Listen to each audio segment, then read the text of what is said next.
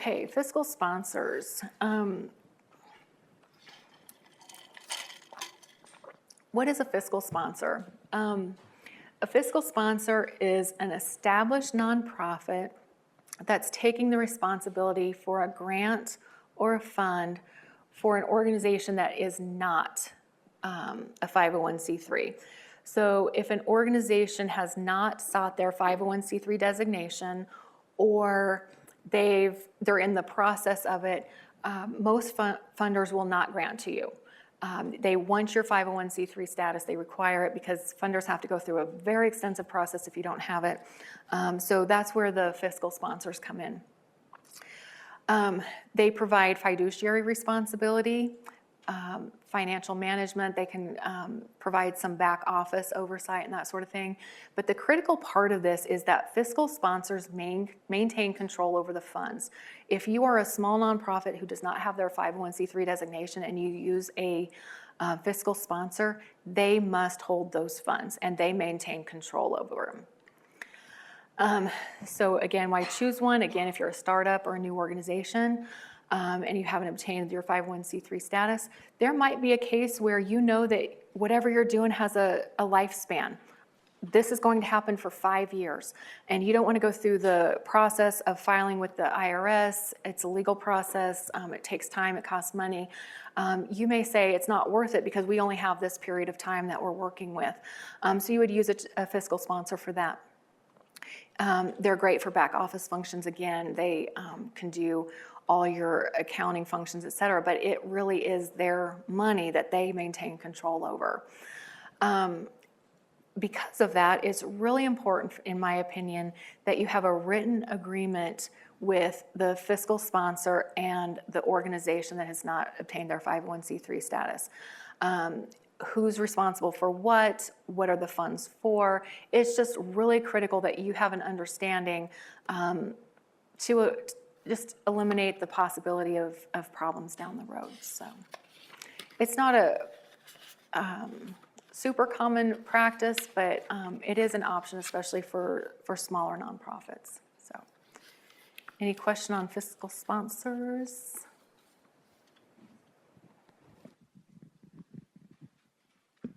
You said they have control over the funds. Mm-hmm. Does that mean they can tell you what you can and cannot use your money for? That's a tricky question because usually funds are received for X, Y, or Z, right? You receive a grant or donation funds, whatever, for a specific project, a specific purpose. And they will sign a grant agreement with a funder that says these funds are to be used for X. It protects, that's why it's important, I think, for you to have a legal agreement, whether it's a memorandum of understanding or whatever, between the fiscal sponsor and the nonprofit, or I'm sorry, the organization that hasn't obtained their nonprofit status, to know that that has to happen. With all due respect, sometimes nonprofits who are new and getting started might not understand the legal ramifications of grant agreements and that sort of thing. So they maintain control of that. It doesn't mean that they can go use it for their staff or for their purposes or anything like that, but they do maintain control of that.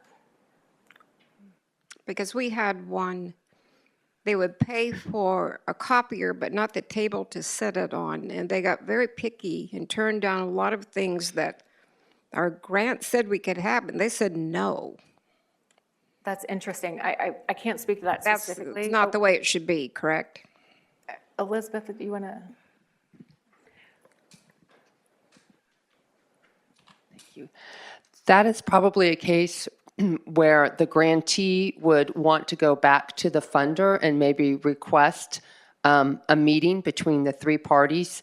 Because I always think of it, Cheryl, as with a fiscal sponsor for a grantee, it's kind of a tri-party agreement. It is. Between the funder, the grantee, and the fiscal sponsor.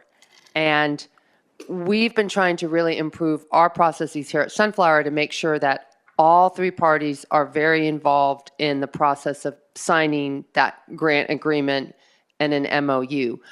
But in that case, I would certainly, I don't know who the funder is in this case, and you don't need to let me know, but I would definitely let them know that, not tattle, but just say, can we have a meeting to sort of review the grant contract and make sure everything we need is considered an eligible expense by the funder, something to that effect. Elizabeth, I think that's a great point, though, because really from a fiscal sponsor perspective, they're protecting themselves because they've signed this agreement. They've taken on the financial responsibility for it. So they don't want to have any issues. So, I mean, I do agree with, just get everybody in the same room and sit down and talk.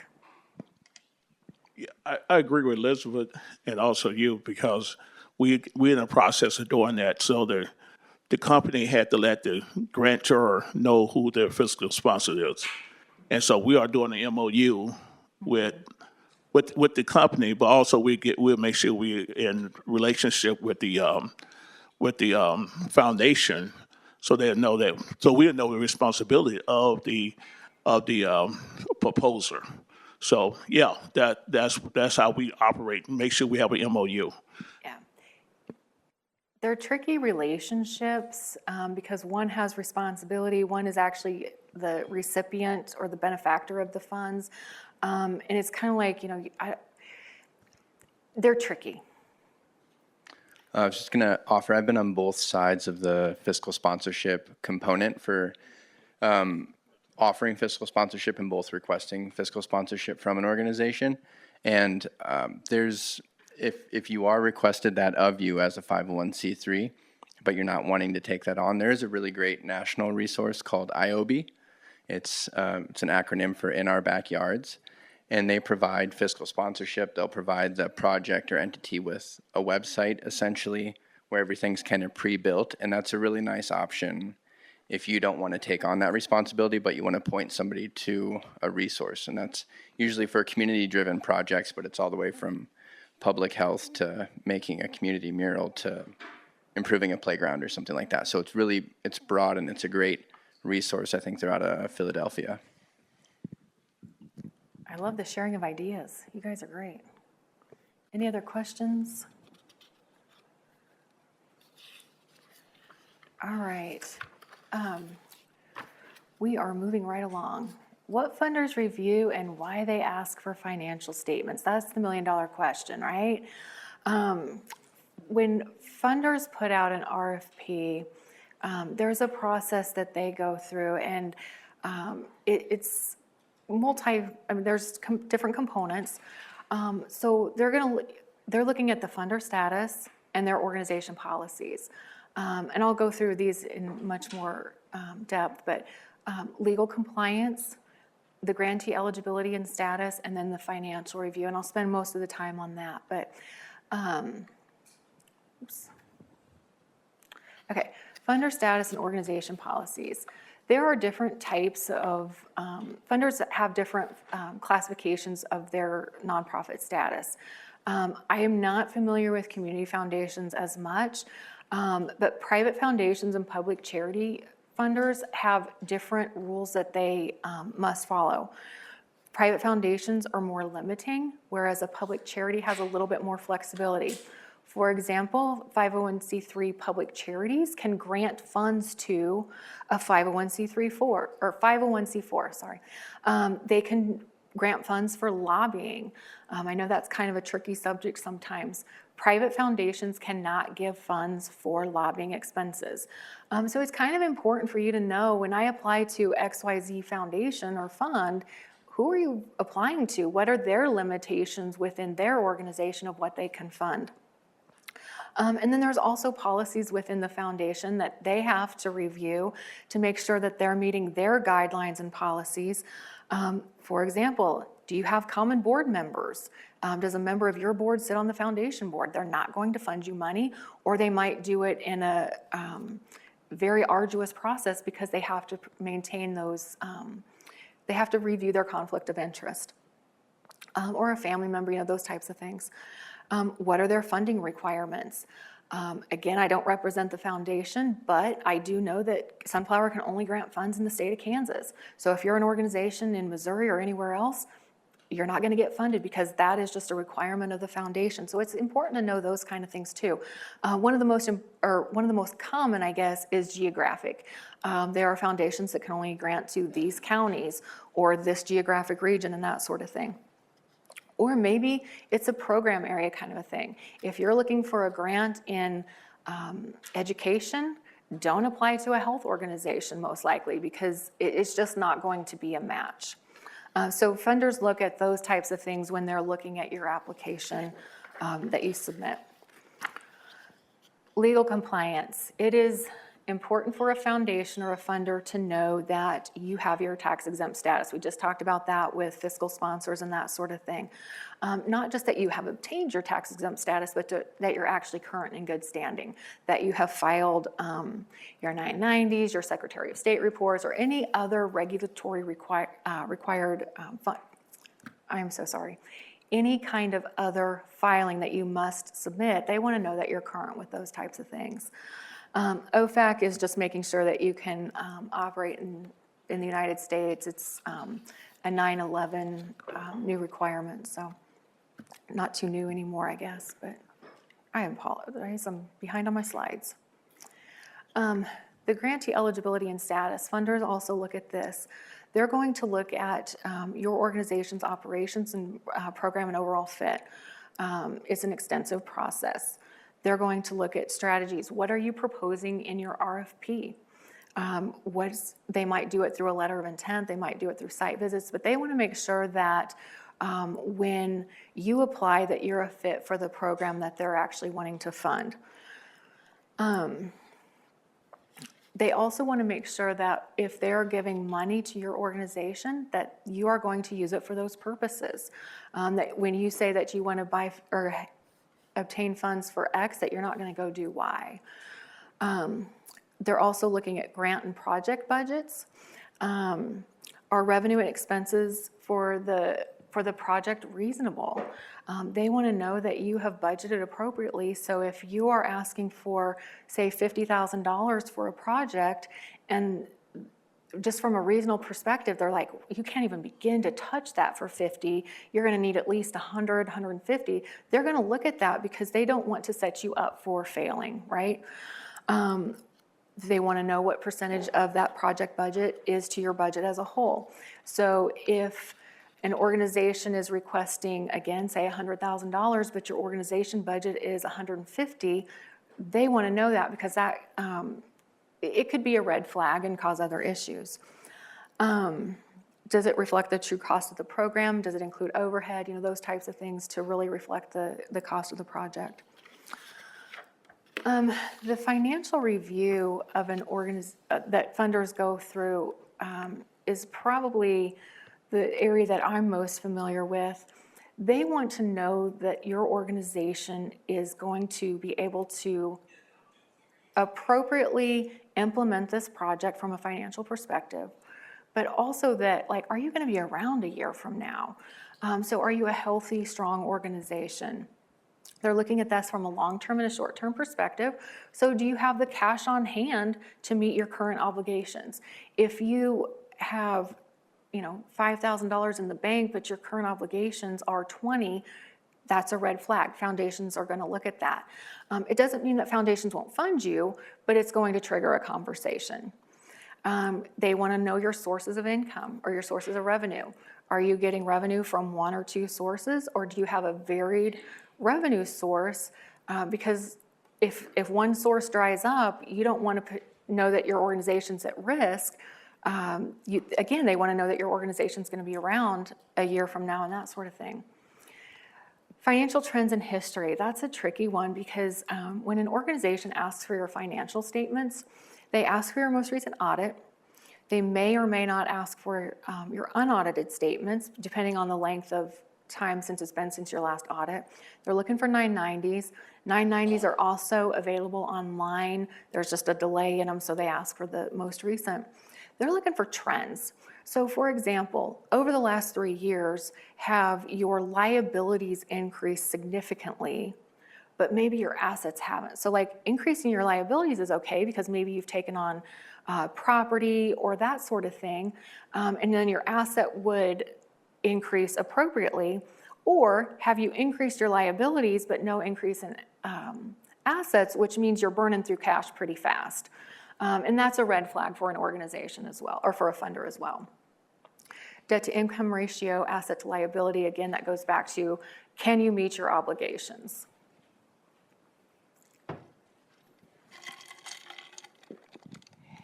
Is there ever a time that you should explain that? So like if you're sending in your financials and you acquire something, I mean, there's a big change. I mean, should you ever have a narrative with that? Personally, I think absolutely, especially if there's something that is an outlier. I think anytime you can tell your story, right? If you can tell the funder, these things have happened, but here's why. It was right at the end of my tenure here, I got a call and somebody wanted me to go through, the trends in our financial statements. And it was like, wow, you get really close to your financials. And sometimes you're like, I don't remember. So you go through it and you can easily explain it. And funders, personally, I would think, want to hear that story, again, especially if it's an outlier, because it just shows that you are in tune with what's happening and potentially making changes if something has kind of gone off track or something like that. So I would find it hard to believe a funder wouldn't want to know that. Exactly. And we can't speak for every foundation, but this goes back to what you said earlier, Cheryl, about, most of us in this room, I'll put myself in there, we don't really enjoy talking about finances. Mm-hmm. We stay away from it, but you love it. It would seem like that's your happy place if a nonprofit reaches out and says, I want to explain my financials, see if you have any questions or talk through them. That is something that someone in a position that's reviewing financials would enjoy. I would agree with that, but I think also it takes a little bit of the frustration out when you start to look at trends like that and you're kind of like scratching your head like, am I seeing this right? Because it's like, this doesn't make sense, or something like that. And if you get that starting point where you don't have to kind of scratch your head too hard, it still might generate a conversation, but you have a starting point that's not at the very beginning of, it just helps the process. So assume it would go both ways. So like if, 1 second. I'm sorry, thank you. Sorry. I would assume it go both ways. So if you're applying in the midst of an acquisition or something, so your financials, your audits don't show that yet, but you see it coming, you would also want to alert them, I'm applying for this because this is what has happened and these are our needs, and it's not audited, the changes. And some of that goes through the application process if you're applying for funds for a specific purpose, like that change in something within your operations. Well, that's what so if your application is one thing, but your financials are not showing that yet. Exactly. Okay. And that's where financials kind of have that little bit of a lag, or they can have a lag. So you might be doing certain things within your organization, but it hasn't quite hit the financials yet because you're in a planning phase or something like that. But again, those subsequent events, am I going to look at your financials differently with this information? I'm just a really big proponent of full disclosure. Like, help me understand the situation. We can make informed decisions. It just makes the process smoother and that transparency. Okay. Thank you. Elizabeth. Sorry to keep jumping in, but I will say many funders are going through, are evolving to a form of trust-based philanthropy, and you've probably heard that term before. And so again, I cannot speak for every funder, but the full disclosure, the idea that this is a partnership as a nonprofit, you are offering a funder something. You are doing good work that they want to fund. So it's a partnership. So the full disclosure part of it contributes to that conversation, if that makes sense. Again, not every funder's like this, but This idea that you have to put on a show is not the direction a lot of foundations are going anymore. It's about full disclosure. How do we work on this together? Elizabeth, thanks for those comments. I think the other part is the power dynamic will never change 100%, right? I have money, you want money, right? That power dynamic doesn't change. But I do think that the relationship with funders has changed significantly. I love the fact that at Sunflower, you can call and talk to a person, right? If you don't have that experience, talk to Elizabeth, don't talk to me. Just kidding. But it really does come down to have that relationship, develop the relationship. You may still be told no, or not this, but that, but that's okay because at least you know that it came from a place of a true, like they had all the information, and again, they might have policies that they can't do this or that, or the guidelines or whatever, but developing the relationship is critical. So, thank you, Elizabeth, I appreciate that. Any other questions before I keep going? So in yesterday's audit discussion, the issue of tipping came up. It's not something that we'll spend a lot of time on. I want you to know as an organization that this is something you should know about. I would encourage you to talk to your accountants, your legal counsel, that sort of thing. So what does tipping mean? 501c3 organizations have a public support test. It means that 33 1/3% of your funds should come from the public source. It's a complicated analysis. It's a 5-year projection, I guess. It really just means if you're getting most of your money from one source, that could tip you into private foundation status. It's not usually a big deal. It doesn't happen very often.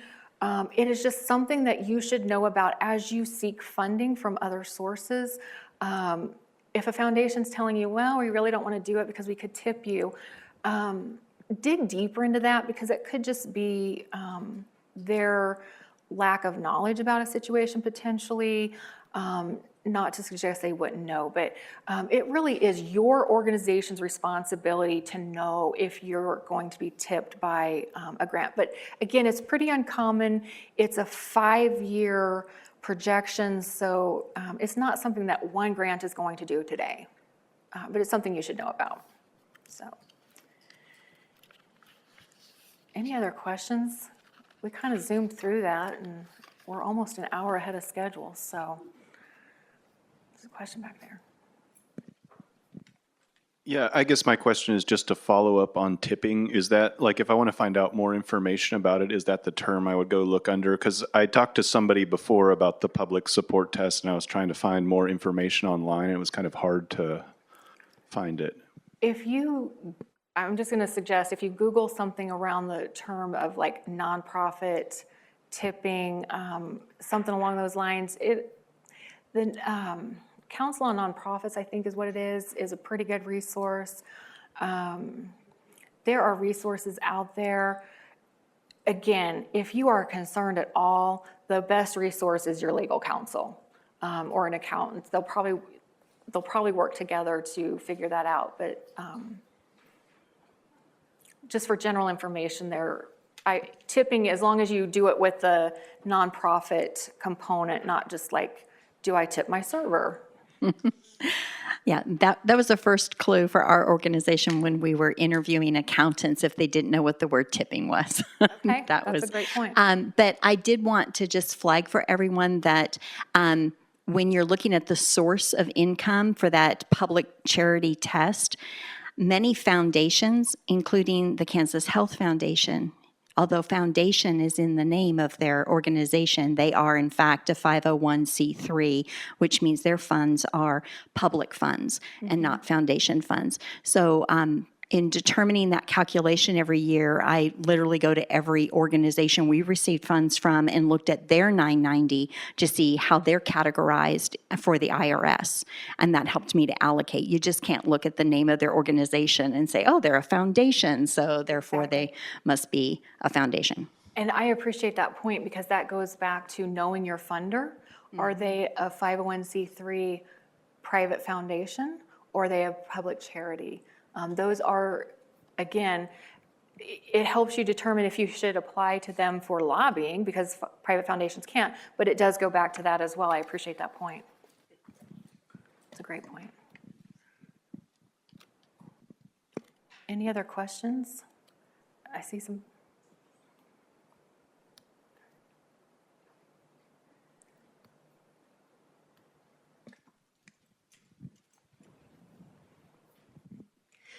So I do have a question that goes along with that. We get a lot of donations from our community foundation for people who are, giving us grants through their DAFs.